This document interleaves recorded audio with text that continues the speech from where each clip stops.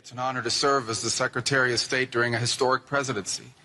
And it's a historic presidency because the President of the United States, Donald J. Trump, is someone who is not limited by what others say is possible or what others say is impossible. He's not limited by some of the things that have happened in the past, and he's willing to talk to or engage with anyone in the interest of peace, always putting the American people and our national security first, but understanding that in the world that we share with so many others, peace is paramount to all of us. We are here today because of President Trump's vision. If we go back just a few months ago, people thought what was happening in Gaza was impossible to solve.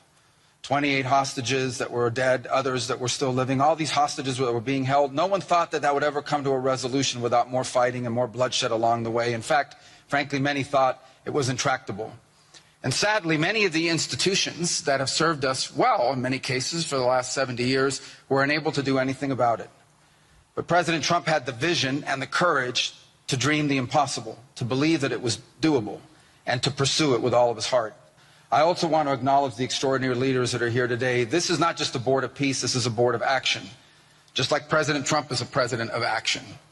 A lot of times people like to give speeches. I've been to many of these forums, and they're not useless, and they're not, they have utility in many cases. But oftentimes in international affairs, we often find ourselves at events where people are reading these scripted statements, these strongly worded letters that they put out, but no action, nothing happens. This is a group of leaders that are about action. And the President of the United States is a president of action, of getting things done. And today is the beginning of that, of a new era and a new stage that we think is so important as a model to the rest of the world of what is possible. And clearly the focus is right now on Gaza and making sure that the plan that's about to be presented to you here today, this vision for the future of Gaza, this vision for the future of the region, is not just possible and promising. It is our destiny if we put the time and the effort that it requires, as I know this board will do. But I also think it will serve as an example of what's possible in other parts of the world. Without losing focus on what's before us now, this is what's possible for other places and other conflicts that seem impossible to solve right now. Subscribe to One India and never miss an update.